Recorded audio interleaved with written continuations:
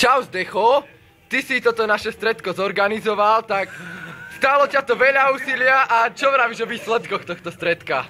Tak neviem, či veľa úsilia. Akože zorganizovali to v podstate ľahko, raz sme boli so Spitným v Bystrici, poobzerať teda, kde by to mohlo byť. Daj nás Spitnýho záber. Trošku problémy boli s kompami, ako ste si všimli, že Všimli sme si. polka ľudí to hrála kvázi v vlakoch 2-sekundových istú dobu a dopadlo to celkom dobre, si myslím. A hodnotím to celkom, ja som sa bavil, bolo to akože v pohode a je to prvá taká forma, kde sa stretávajú ľudia v Tajska, čiže ja si myslím, že to bude zlepšovať. Tiež si myslím, druhá zákerná otázka. Do toho si začal už na X-Pame, potom na Garene, tak ako hodnotíš svoje pôsobenie, ako dlho si, ako dlho plánuješ ešte byť, ako tvoj klán je na tom, no povedz nám dačo o sebe proste.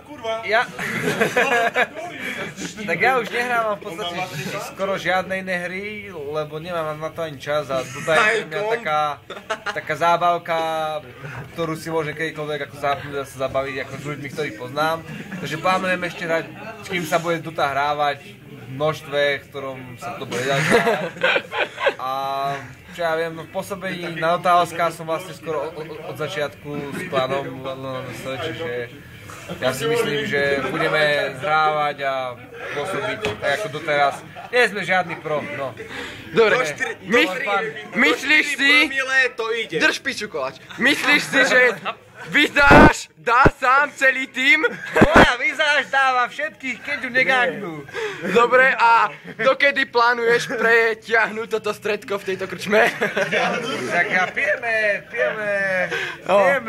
Čo to ide, čak? Takže posledná kvapka z posledného pohára nedopadne do posledného hrdla.